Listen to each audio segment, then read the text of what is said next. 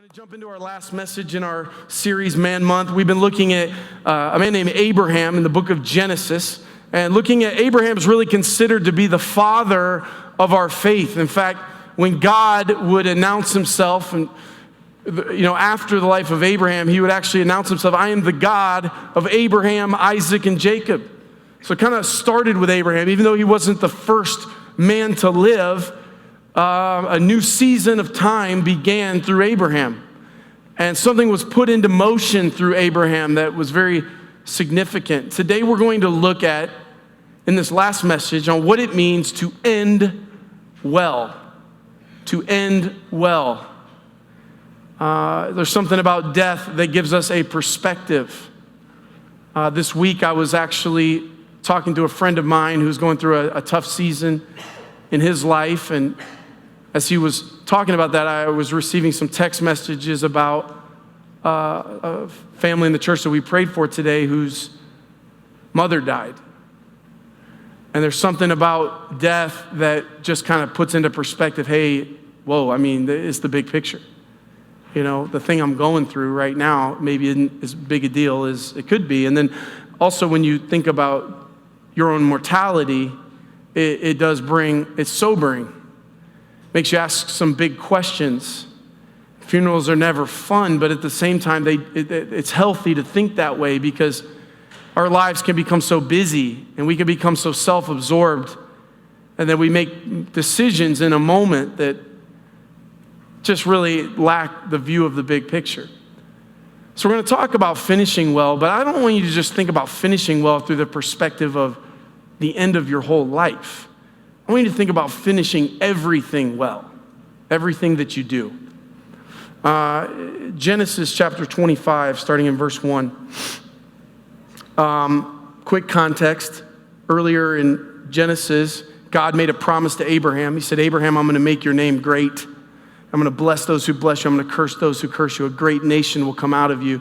And we've looked over the last few weeks how Abraham sometimes struggled to believe whether God was going to follow through on that. And at certain points, it looked like God wasn't going to follow through on it. And so Abraham made some of his biggest mistakes when he didn't trust God. And he tried to do God's work for him. He tried to cover for God. Good news for you, you never need to cover for God. God can kind of do it, he can do it. He knows what he's doing. He's totally empowered. And so the times that Abraham tried to cover for God, he ended up in a big mess. And he put the people around him in a mess. And so we looked at that last couple weeks. In chapter 23, Abraham's wife Sarah dies. Abraham takes another wife. And then we have 25. Chapter 25 is where Abraham comes to the end of his life. Abraham married another wife whose name was Keturah. She gave birth to and Shua. And Jechon was the father of Shechem and Dedan, and Dedan's descendants were Ashkret, Lethkret, and Lamech. Don't judge me. Have you ever tried to read biblical names? It's rough.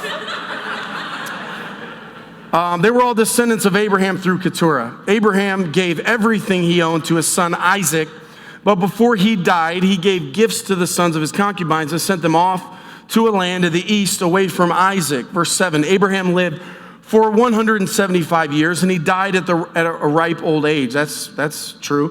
Having lived a long and satisfying life, he breathed his last and joined his ancestors in death. All right, so those of you that know me well know that what I'm about to say is true. Those of you that don't know me well are going to get to know me a little better. By nature, I'm not very good at follow through. I'm not good at follow through. I love to start things. I don't like to finish them. I just, something about it. I'm a starter, I'm an initiator, and then when it comes to following all the way through, I know the value of it. I understand it's important to follow through on things. When I do follow through, it's pure discipline. Okay, we do meetings for the church and we'll come in and we'll brainstorm ideas. I'm in my element. I love ideas. I love the big picture. I love whiteboarding. I travel with a whiteboard in my trunk. I never know, and I may need to pull over and just whiteboard. I love doing that stuff. And then it comes to that part of a meeting that makes sure the meeting wasn't a waste of time. You know what I'm talking about? When you get into the action steps. All right, guys, we've done enough talking now. Now we got to figure out how we're going to accomplish everything we just talked about so that this wasn't a big fat waste of time. When we go into action steps in terms of what we need to do and who needs to do it, I'll just tell you, I feel the impulse to run out of the room. Like I literally have to hold myself back because I want to disengage from the meeting. I literally want to fake a phone call. Like I want to just get out of there because I do not enjoy that part of it. Some of that is my wiring. Now I understand that it's important to do. I tend to wonder what my life would be like if I didn't have the father that I had who made me follow through on things, if I didn't have the mother that I had who wouldn't let me quit on stuff, or the coaches and the authority figures in my life who would not let me quit or stop short of following through. I saw an interesting study this week done by a psychologist where they actually accidentally ended up in a study, and here's how it happened. A greeting card company offered to give inmates free cards for Mother's Day so that they could send the card. They figured, these guys probably don't have the money for a card, and a mother has their son in prison. She'd probably like to get a card. So they just said, it's on us. And literally hundreds of cards went out on Mother's Day. And so it was such a raving success that the company said, let's do it on Father's Day as well. We'll just follow up Mother's Day with Father's Day. They offered a free card to any inmate that wanted to send it, and not a single card went out. Now, I say that today not to rag on dads and not to rag on fathers or men, because Man Month is really all about building you up and encouraging you. It's really not a matter of heaping shame on anybody. It's a matter of really elevating our role and understanding how incredibly important it is. Like, I think about the fact, I could very easily be in prison. I could easily be a bum. I could easily be very irresponsible because I'm not a follow-through guy. And if I didn't have somebody making me follow through, I probably would never have made myself do it on my own. My dad, when I was a boy, when I was old enough to push a lawnmower, went into our neighborhood and started telling these ladies in the neighborhood, a lot of the widows and older ladies, that his son would mow their lawn for them. So we went around, hey, don't worry about your lawn. It's not very big anyway. My son will mow this for you. So I'm 11 years old. Get the mower, he shows me how to gas it up and change the oil and, pull the lever or whatever. So I get up there and I'm mowing lawns. Now he said, no, let me show you, son. This is how we do it. Once you mow the lawn, you go around the thing and then you do the lines as straight as you can. But you're not done when that's done. There's still work to be done. Here's what you do. You see this thing? It's called a weed eater, okay? God made this thing to make sure that there's no weeds around here. So you're going to go up against the house and make sure it's cut down. And we go, and he showed me how to work the weed eater. And he said, now, by the way, you're still not done because there's grass on the sidewalk. So what you need to do is blow the grass off the sidewalk or sweep it off, but we don't leave grass on the sidewalk. Well, young man, I go around, mow the lawn, maybe weed eat the front because I'm pretty sure Dad's going to drive past that. But I'm like, there's no way Dad's going to go to the backyard. He's not going to look back there. So do I do that? Of course not. Do I leave grass clippings on the sidewalk? Sometimes. So here's what my dad would do. He would check my work. And when he'd see grass clippings on the sidewalk or he would see weeds in the backyard, he would go find me. I didn't want to be found. But he would find me. I remember him going to my friend's house and saying, come with me. I remember him finding me down on some Mario Brothers, or some Duck Hunt or some Mike Tyson Punch Out. And he'd be like, hey, we're going to shut that off. Come, let's take a walk. We go over and he'd go in the backyard and he'd be like, well, you think I'm not omniscient? You think I don't know all and everything? You think I'm not going to check your work? He's like, wait, I thought we made an agreement about this. And he'd take me up front. Look at the sidewalk. You see all this grass on here? And I remember these words. He would say, you want to put your name on that? You want to put your name on that? You want everybody on Notre Dame Avenue to drive down and saw you mowing that lawn and say, that's how Greg Ford does it? Greg Ford leaves grass clippings on the sidewalk? Is that you want your name on that? You want the people of the neighborhood to think that you have no idea, that the Fords don't know how to weed eat? Is that what you want? Is that? And then he would say this, by the way, son, okay, look, if you don't have any more self-respect, you're fine to put your name on a half-hearted job. Don't put my name on it, because I gave you that name. And so if you're willing to put your name on shoddy work, that's your business. Don't put my name on it, because I'm the one that got you this deal. And he taught me how to follow through. There were seasons, I'd get mad at my coach, or I was in a hitting slump or something, whatever. I want to quit. No, you're not going to quit. We follow through. Now, if you don't want to play next season, that's fine. But you started this season, you're going to finish this season. I don't know what my marriage would be like if I didn't have that. I'm not quite sure if I would have stuck through the tough times in the church plan. I'm not sure what my career would look like. I don't know what my parenting would look like if I didn't have somebody teaching me to follow through when it's just very much not a natural thing for me to do. We see here in Genesis chapter 25 the way that Abraham ends, and he ends well. The Bible says he lives to a ripe old age, but notice what he did. He gave gifts to his children before he died. He left something behind. The reality is, all of us, when you leave something behind. And I'm not talking just about an inheritance, and that you leave the house and the will and the deed and the banking account. I'm not even talking about that. I'm talking about everything you leave something behind. When you date somebody and you break up and move on to a new person and they move on to a new person, you're leaving something behind. When you quit a job and you leave, you're leaving something behind. Maybe you're here today, you're in transition in your career, and you're trying to figure out what you're going to leave behind. And it can be tough, especially sometimes we transition maybe for one of two reasons. Either one, we got fired.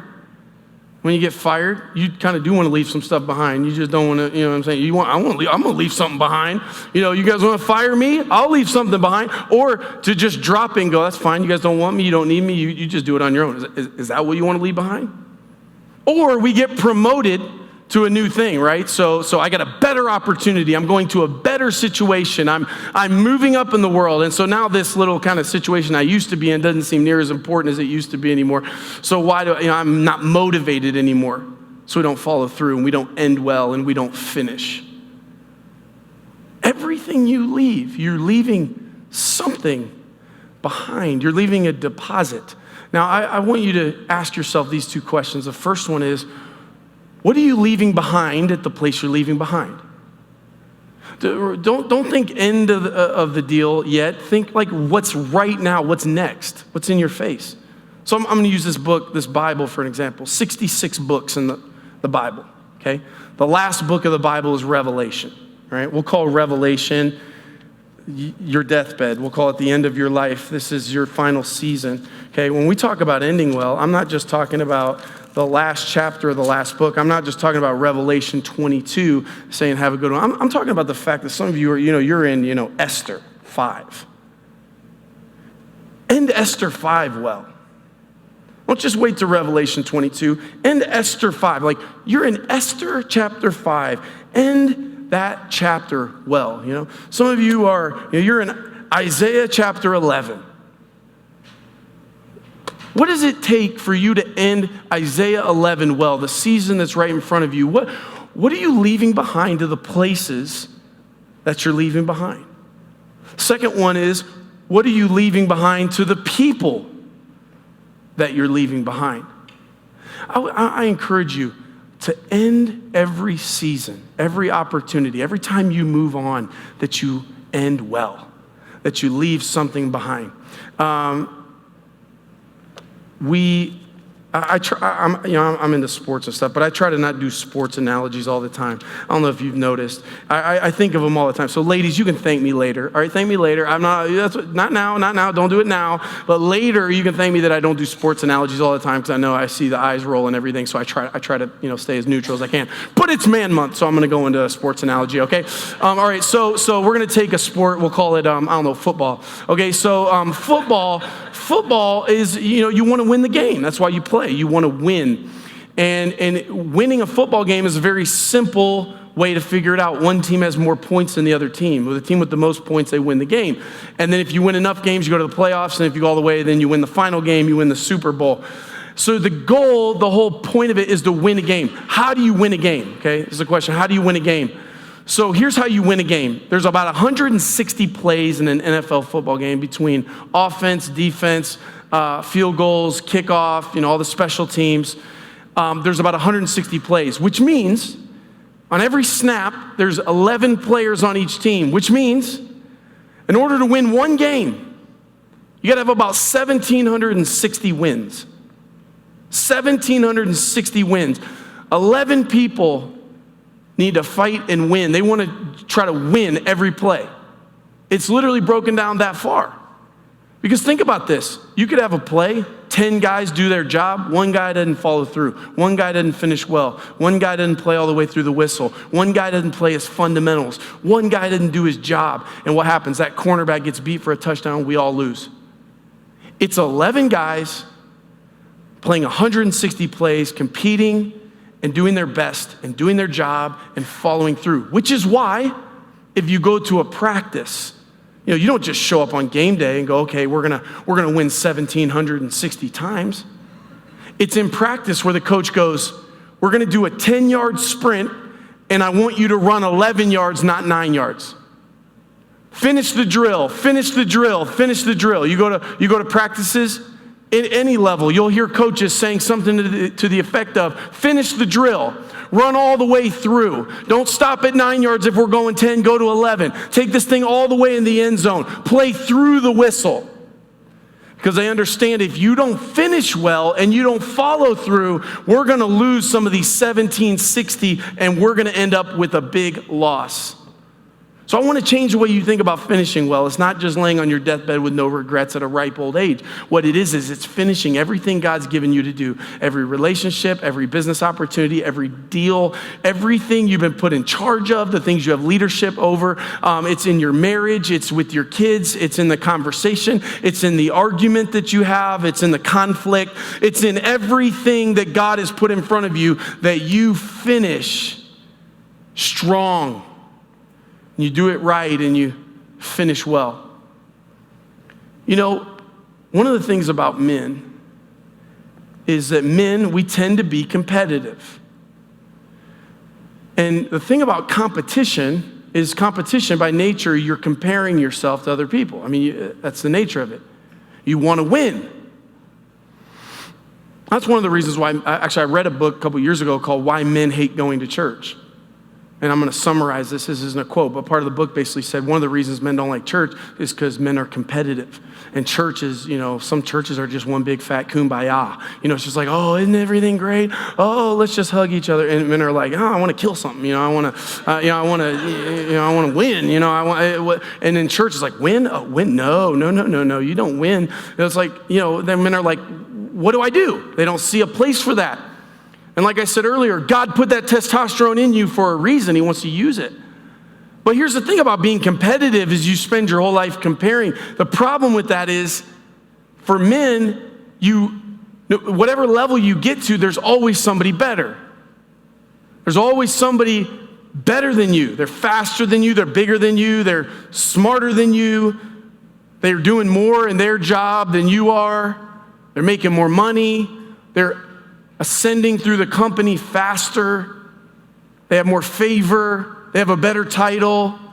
And so men, we can very oftentimes feel shame or feel like less than or feel disappointed in ourselves because we feel like we're not measuring up. There's always somebody you look at that is able to do more, provide better for their family, or that went further, that accomplished the thing that you wanted to accomplish, or on a grander scale. And so men tend to live with that. And we tend to fear that, man, how are my kids going to look at me? And how will I be remembered? And what will my legacy be? And all of that. And what you end up doing is living for things that really are not the thing that your family and the people around you really need you to leave behind. I've counseled countless number of people over the years who have come in, and I just can't ever remember one conversation where people say, the reason I'm in this mess right now, the reason I'm in this depression, the reason I'm in this dysfunction is because I didn't get a car at age 16. It was devastating. I never bounced back. The reason, I've been through 3 marriages, is because we didn't have a sunroom in the house. The bunch of the kids at school had sunrooms, and 3-car garages. And we didn't have it. It's just I've been feeling inferior. I've really just been feeling like I'm not worth anything. I've never, but everything was going good until we didn't have the granite countertops. Everything was going fine. That was the turning point in my life. Was the granite countertop. It's just I've never had that conversation. And sometimes as men, in our competitive drive and in wanting our families to look up to us and wanting to be respected in our world and wanting to have our place in society, desperately wanting respect. And sometimes if we admit, you wouldn't admit it outwardly, but inwardly you still have something to prove. And when you live that way, what you do is you end up leaving something behind. It's the wrong thing. Make sure you love what you leave behind. Make sure that whatever it is that you leave behind, you love it. You're glad. That's what I left behind. The gift that I give my family. And the way that I teach them about attitude and the way that I approach God and the way that I approach problems and conflict. Make sure you love that. Because that deal's not done on your deathbed. That deal's done now, today, with the decisions that you make right now that will set you up for that, will decide what you leave behind. It's interesting that Abraham, he accomplished some things, he did some things, but it really was about what he put into motion. For some of you, your success is nothing like what you'd hope for or what you'd work for. And if you're being totally honest, you just don't feel like you're doing a good enough job. And let me tell you, for some of you, your great legacy, the thing you leave behind, the thing you pass on, it will not be your success. It'll be you setting up your next generation for success. I am the God of Abraham, Isaac, and Jacob. I am the God of Abraham, Isaac, and Jacob. Of course, in Abraham's life, he was myopic. He viewed himself and his situation, and he was obsessed with his decisions and his success. But when we look back through what he left behind, I'm the God of Abraham and Isaac and Jacob. What generationally is going to be passed on because of you? And I bet you it won't be a possession. I bet it won't be an heirloom. I bet it'll be more like an attitude and a mindset and a character. Decision making is what you pass on.